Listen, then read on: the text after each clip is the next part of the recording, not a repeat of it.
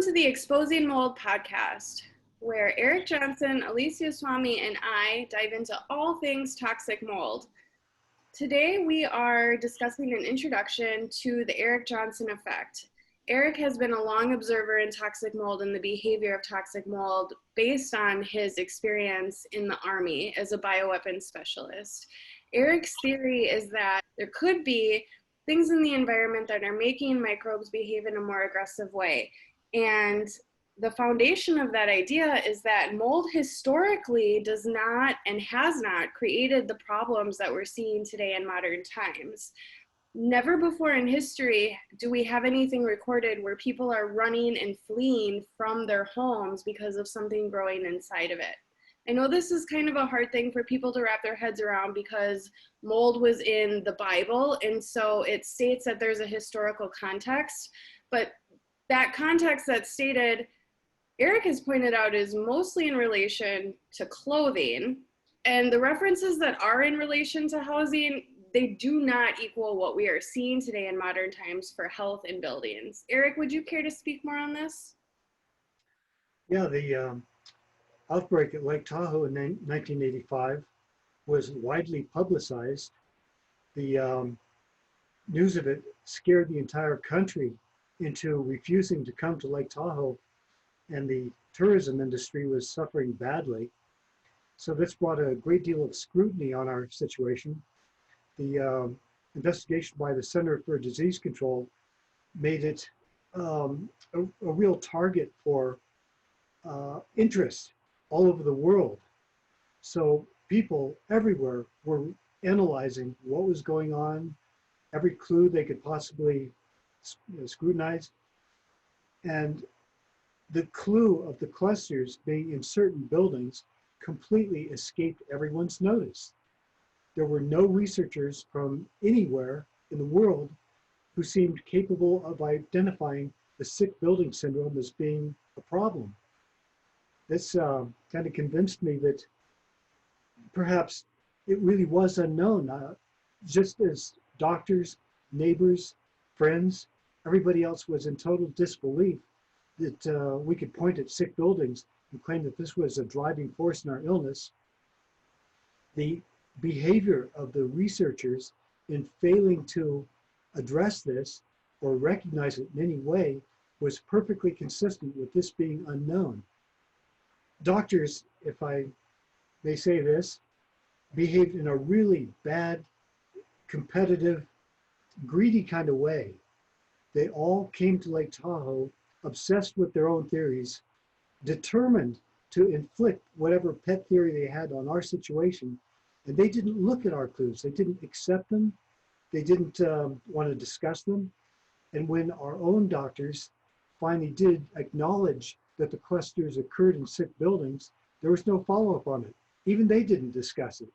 It was like, oh yeah, that's nice. You got sick in a sick building. It's probably your own personal problem or something to do with the virus. But no attention to how the sick building syndrome was really emerging at that time. So given the strange behavior of doctors, their refusal to follow up clues, the way they fought with us about anything that we asked them to look into, I wondered if there was some alternate way to confirm just how unknown this was. It seemed to me that if people had encountered this toxic mold, this sick building phenomenon, the people who wouldn't have a vested interest in suppressing it would be construction workers who clean up after a flood, plumbers who have to get in close proximity to the leaking pipes where mold colonies would be, people like that.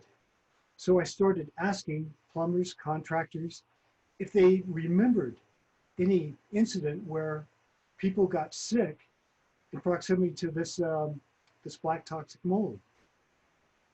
And most of them said no. If anybody were going to get sick from toxic mold, they would, because they come face to face with it all the time. And they had no recollection of it. So it was consistent with the behavior of doctors and their failure to recognize this. But thanks to my earlier experience in the Army and seeing how under certain conditions, toxic mold could make groups of people sick. And the way I had observed this sporadically in the Bay Area in 1980, in the very early 1980s, it seemed to be emerging, and I was certain that doctors would eventually see more of this at some point. So when they did, I wanted to leave a trail of clues so that they could come back, connect this with the chronic fatigue syndrome, and we could determine if this was really an emerging problem or it was simply something that we were getting better at noticing. When the chronic fatigue syndrome definition was published, I anticipated lots of researchers would come to look at our clues, and I waited for them to arrive and none did. Nobody ever came. Even though books, documentaries, newspapers, all kinds of media reports were released about our illness, there was no interest in it. Everybody created their own definition of chronic fatigue syndrome based loosely on whatever rumor they had heard. They didn't look at our evidence, and they never heard about the clusters of sick building syndrome. So this clue completely slipped out of the public eye and disappeared until the publication of the book Osler's Web in 1996. When right there on the flyleaf, the reasons for the CDC investigation were clearly listed. This was throughout the book. It was the subject of the first several chapters. Why the Center for Disease Control was called to investigate clusters of sick teachers and sick buildings and in a casino. And this being so well described right there on the front of the book, I thought surely now somebody will read about the sick building syndrome and come back and ask if anything was known about it. And to my amazement, no advocates, no chronic fatigue syndrome patients, nobody came to ask. So I started reaching out to advocacy groups, telling them about it. And that's when I found out that they didn't want to know, and they didn't want to hear that the sick building phenomenon had anything to do with their illness. So the Center for Disease Control was starting to take notice of other sick building incidents in the early 1990s. Specifically, the most notable, the Dora Dearborn Ruth Etzel investigation of pulmonary hemorrhage in infants in Cleveland.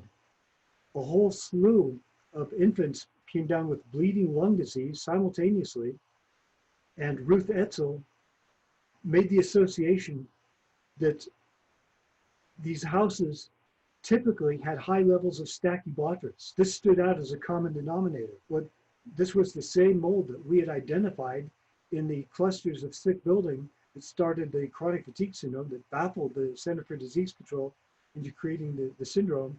And this was strong enough evidence to warrant further investigation. So I started contacting mold groups, mold experts, thinking that they would be surely interested in health effects of mold.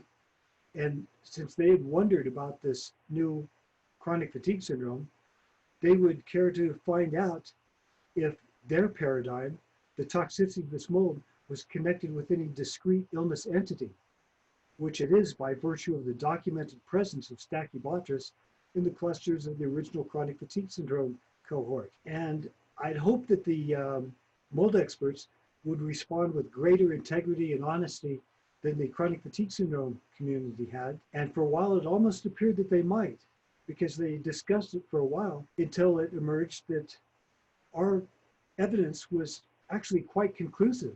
The circumstantial evidence of teachers directly next to clusters of Stachybotrys was incredibly difficult to deny, and they weren't looking for definitive clues.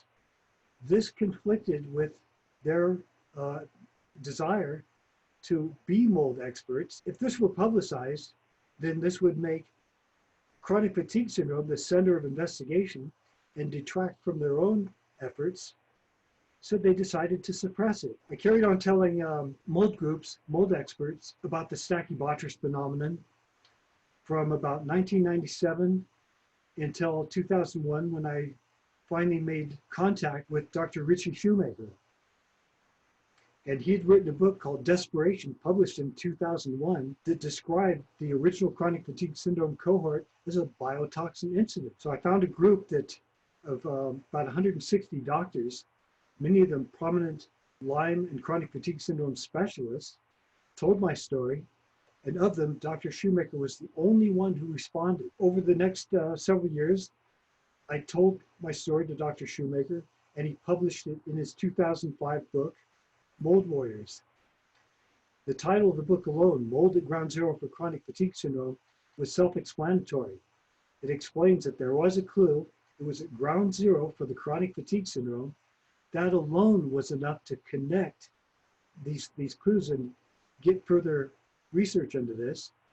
And there again, not a single researcher of any kind responded. In your opinion, since researchers were not looking at mold at ground zero for chronic fatigue syndrome in Tahoe, they weren't looking at the mold that was found in the pulmonary hemorrhage cases. What is the reason why they are not looking into these instances, why they are not finding mold as a problem? Well, at first, it seemed that they were truly ignorant, that they honestly felt that there wasn't sufficient evidence to make this connection. It was the same situation as I had wondered about with the doctors failing to respond to our clues.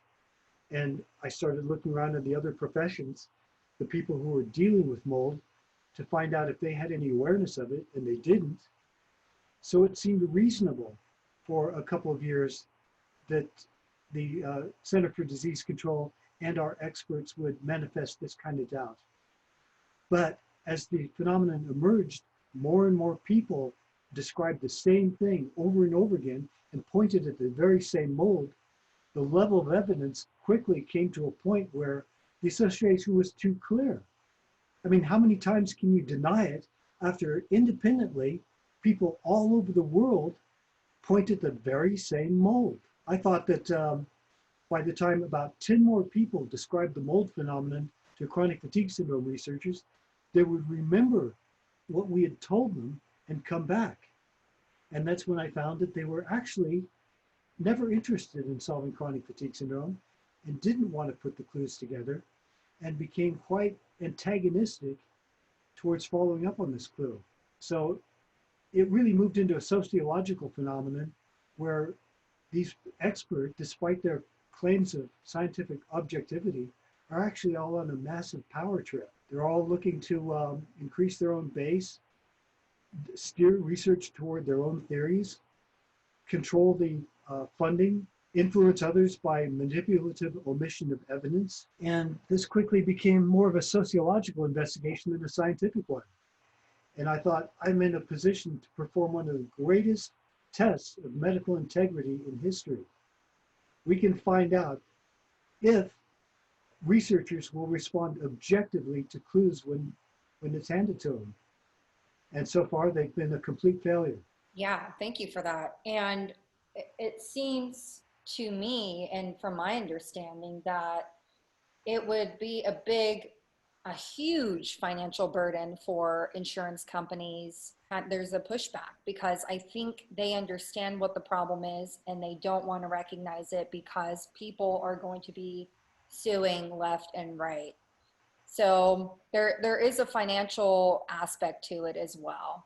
The insurance companies absolutely played a role in the suppression of this evidence. They have a very vested interest in making sure that it stays ambiguous, in doubt, nothing can be proven. Testing for toxic mold means nothing. You can fix it with bleach, get rid of the problem.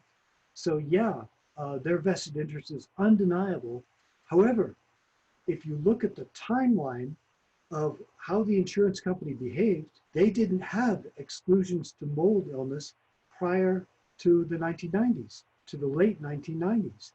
It wasn't until the Melinda Ballard case really made national headlines that they began frantically writing these exclusions. So if the insurance companies had known about toxic mold, I guarantee there would have been exclusions in the policies right from the start.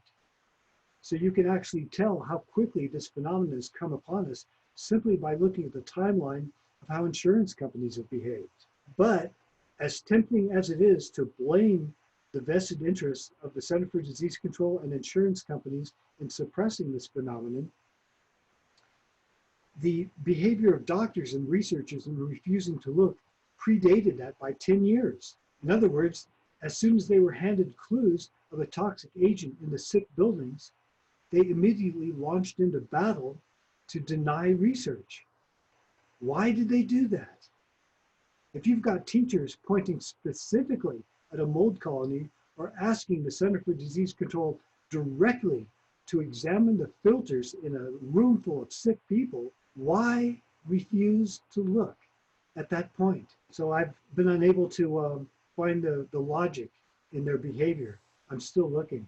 Getting around to my reasoning for why the toxic mold got worse, even if the mold got worse suddenly, that still isn't sufficient reason for a researcher to deny it. In fact, that's more reason. If something changes dramatically, then this is likely to be a cause, a factor in so many people getting sick. And the factor that we found at Lake Tahoe was cloud seeding. The main thing that seemed to be different about our environment wasn't pesticides, it wasn't agricultural runoff, nothing had changed, no new chemicals were introduced, but we were being drenched with cloud seeding by the ski resorts who were anxious to extract every flake of snow from every cloud that was passing overhead. So this, in essence, the cloud seeding, was the very first theory for the Lake Tahoe mystery illness. Now that Erik is on this topic, he actually was so thorough with his investigation that he developed a map of the entire Lake Tahoe area.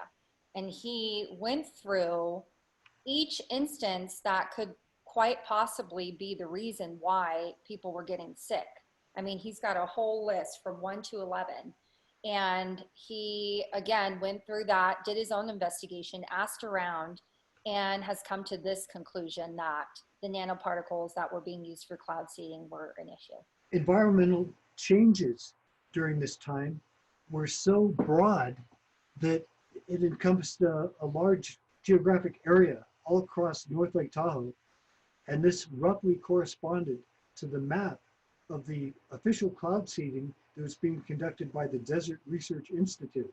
So if you've got a whole lot of illness in the exact same place where ultrafine particles are being applied, it seemed natural to at least examine the possibility. And many of us protested the cloud seeding at this time, and we were worried about it. And the experts assured us that the particles were indeed toxic, that they would be so widely dispersed and diluted that they wouldn't cause harm to anybody. And this didn't seem reasonable to us, because if the particles are caught in streams and channeled down to narrow brooks, small creeks, couldn't they affect the wildlife? Couldn't they affect the algae? People in favor of the cloud seeding at the time told us that, yes, certainly if you put silver particles, the silver iodide, in a goldfish bowl, the goldfish will die. But that somehow we shouldn't worry about it. Well, Tahoe being such a pristine place, we wanted to preserve it, and we didn't really approve of this environmental tampering. But since we could find no peer-reviewed evidence that showed actual harm from cloud seeding, the best we could do was complain that they were proceeding with without an environmental impact statement, and that if anything, the overproduction of snow might lead to avalanches and financial hardship from trying to clear all this excess snow, and they could be held criminally liable for any damages. That was pretty lame, because there really can't be too much snow at Lake Tahoe. We love this stuff. That's white gold to us. That's what draws the skiers. But it was the best we could do to try to get attention to the cloud seeding issue. So this was the basis of why I suspected that nanoparticles, or ultrafine particles as they were called back then, might have been the driving force. And as these were explained to us, they would act as nucleators, as a locus for condensation of the clouds and precipitate whatever was in the clouds onto us. But along with that would come the acid rain, the VOCs, the pesticides from the San Joaquin Valley upwind of us. Essentially anything that was in the air could possibly adhere to the nanoparticle and rain down on us in increased concentrations. Of course, they refused to discuss this possibility at all. But if there's an increased incidence of people complaining of multiple chemical sensitivity, who's to say they can rule this out? Now, when I found the same kind of illness was emerging elsewhere, even without the application of the silver iodide particles, it seemed to disagree with the emergence of a mystery illness at Lake Tahoe.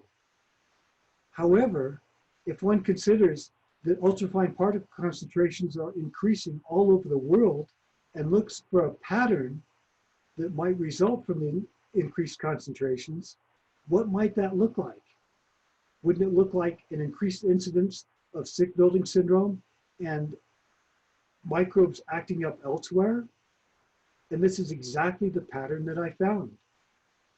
This caused me such confidence that we were going to see more cases of mold acting up, more cases of sick building syndrome, that when I was asked to serve as a prototype for this new syndrome, my first words were, I have an inexorably increasing reactivity to mold that grows progressively worse no matter where I live.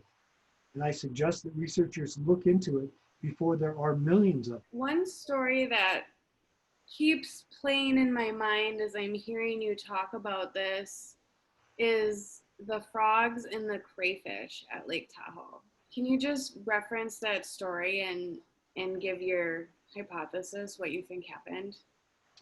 Yeah, we were having an increased algal bloom during the Tahoe mystery malady. The inhabitants were extremely concerned about this, and just as was mentioned with this map, everybody was looking for reasons why the algae would be acting so strangely. The most popular theory was increased runoff from cesspools and sewage system. And yet, even though this was known to be a problem, the surge in algal activity in 1984 was so dramatic that it reached crisis proportion. People were trying to go for a swim, and to get off the beach, they were having to go through this green ooze. And Lake Tahoe was never known to have seen anything like that before. Still, it didn't seem to be that toxic. I mean, people weren't going down to the beach and getting sick. So as dramatic as it was, and as alarming as it was, it didn't appear to be a source for any kind of illness. Until one day, I was having difficulty breathing, felt a burning sensation, was unable to catch my breath.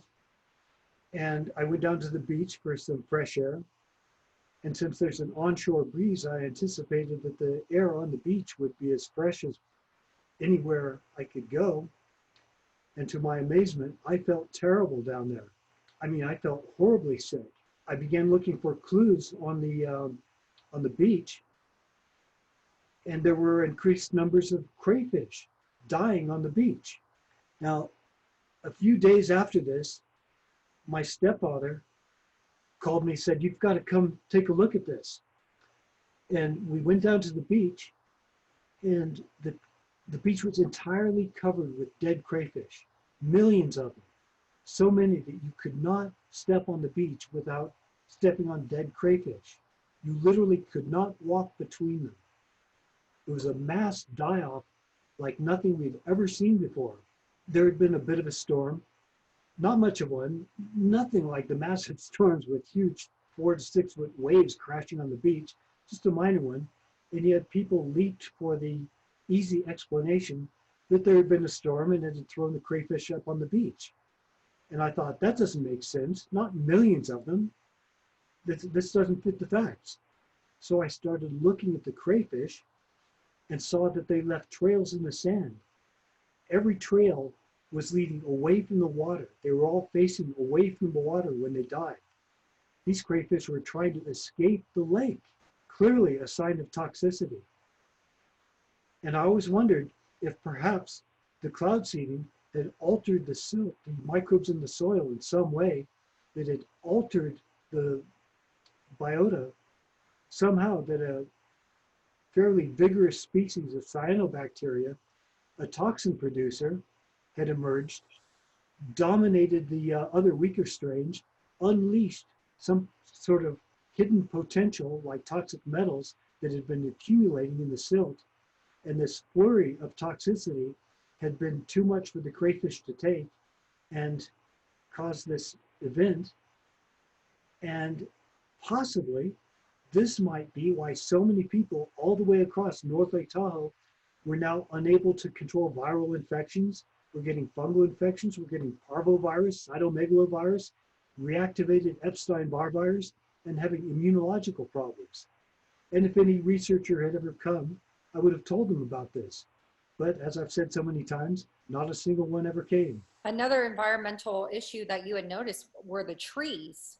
Yeah, at the same time, we were going through a minor drought, and all the trees appeared to be ill as well. We had stands of trees just suddenly dying for no apparent reason. They weren't really old trees. They were infected with beetles, and yet, why would certain stands of trees become so highly affected at one time? It was a mystery to us. So this seemed to go along with the other environmental effects that we were observing. And one of the culprits for the tree die-off was salt on the road. So Tahoe, among the other culprits that I put on the map, I left that one out. I didn't mention the salt on the road, even though that was strongly suspected. And Tahoe actually stopped using salt on the road because of the 1985 mystery illness. This changed a lot of people's behaviors. A lot of things changed as a result of this. They thought, well, okay, we'll stop using salt and that will help. And I pointed to the trees far above the road. Well, what about the trees up there? The salt didn't get up there. Why are they distressed? So they simply leaped to another culprit like the beetles. And you could go up there and see that the beetle activity was not excessive. And these trees had plenty of moisture. There was no drought there. And I noticed that the tops of these trees had bent over about 90 degrees. About the top 3 feet of the trees had become weak and rubbery. Some of the young trees, 3 or 4 inches diameter, were actually bending over and laying down at the slightest snow load. They had no strength at all. So what could cause a weakness such that all the trees would become weak and unable to stand up to any snow load? Now, when trees die off, normally they become brittle. The tops will become so brittle that they'll snap off, but they don't bend over that way. Well, I read many years later that there is a theory that certain pesticides can deprive, such as glyphosate, can deprive roots of vital nutrients. And even though you have plenty of water, that this loss of nutrients will make the trees weak in this manner. The other theory is that nanoparticles will block the root pores and cause this exact phenomenon. But I've been unable to substantiate that. It just remains a theory. Well, you kind of been the #1 researcher into all of this. I remember you telling us the story and saying, had I known that no one was going to come and check this out and look into it, I would have been 100 times more thorough. I would have, taken photos of everything. I would have done this, but, I did the best that I could, hoping that these researchers, these people that were interested in the phenomenon that was happening at Tahoe, that they would take over and do their further investigations like they should have. But as you have mentioned, they completely dropped the ball on this. Yeah, they more than dropped the ball. They manifest actual hostility toward any clues, any evidence. And it's not just the mold clues. one of the major factors that scared the Center for Disease Control into responding, the Holmes Committee into creating this new syndrome, was the recent discovery of a new virus, HHV6 alpha. And about half of the Lake Tahoe mystery illness patients had this new virus previously described only in HIV patients. This scared the Center for Disease Control so badly that this was actually the reason why Dr. Carlos Lopez, head of the Herpes Virus and Viral Exanthems Division of the CDC, convened the Holmes Committee. It was determined whether this HHV6 virus was indeed a new syndrome unto itself. And yet, no researchers mentioned the HHV6 virus for years, 20 years after that. This was completely forgotten. So it wasn't just the toxic mold, it wasn't just the frog die-off, the crayfish die-off, the sick trees. They fought against every clue we presented. So like I say, this turned into a sociological investigation, and it's part of why I stuck with it, because I was so amazed that science could not just fail, but the researcher mind is set out to make science fail. And if we want to make any progress, I think we better find out why they are doing this. Yeah, absolutely. And the problem is that it seems like there were so many things going on during that time, they didn't know what to focus on. But the common denominator in what you've been discussing and what has been happening is the cloud seeding, the shooting of the nanoparticles into the clouds to obtain more snow, because that is a big, economic draw for Tahoe, is people going up there to ski and conduct recreational activities. So could you talk more about this effect, your theory as to why you feel nanoparticles are the main culprit for these viruses and the toxic mold and the dying of the crayfish, the algae blooms and such? Well, Basic Science 101 is to start at the beginning. And Dr. Paul Cheney called the Center for Disease Control specifically for a cluster of sick teachers all in one room. And at the very least, it seems logical that they could start with that. At least try to explain why a bunch of people all in one room could get sick. Well, since my attention was already called to something atmospheric, enhancing the power of the microbes, I looked for clues that the direct introduction, the concentration of something atmospheric could be making these sick buildings worse. And as it turns out, these buildings were flat. They had flat roofs. And where the leaks had occurred were in the places where water would have been concentrated, channeled into one specific mold colony, and the other mold known to be present in these buildings did not act any worse, did not catch anybody's attention, but it was the mold colonies with access to the fresh water during this atmospheric event that all acted up. So we've got a correlation between something in the air, microbes acting worse. So there seems to be enough evidence to show that the direct stimulation or the influence of something atmospheric was causing the creation of a supertoxin. Now, as far as the overall effects, the sporadic cases, I asked a lot of people if they had had encounters with a toxic mold or with mold at some point, and many of them had a story for me. But is it possible that these nanoparticles, the ultrafine particles, could have a low-level effect, such a broad subliminal effect, that it could go unnoticed by doctors? Well, I read that nanoparticles are indistinguishable to the immune system from a virus. To all intents and purposes, when the immune system sees a nanoparticle, it thinks it's a virus. So this could have diverted immune surveillance away from the present threat of the actual infection of HHV6, the EBV, the cytomegalovirus, the pyrovirus, and the other intracellular viral infections that all these people were complaining about.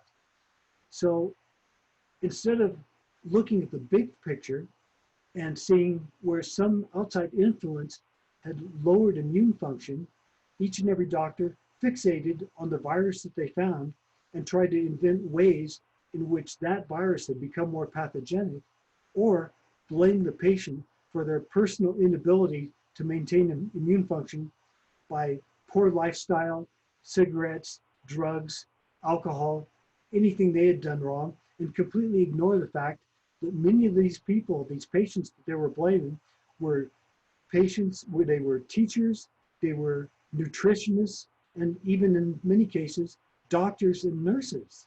Yeah, and it seems that you've been throwing around this theory for a while. And what I've been noticing is that these researchers, these doctors keep telling you, you have no proof, you have no proof. Well, doctors, researchers, look into my eyes. We are providing you with connections to something that is extremely concerning. You are the professional, so we kindly ask that you make these connections and you start researching it.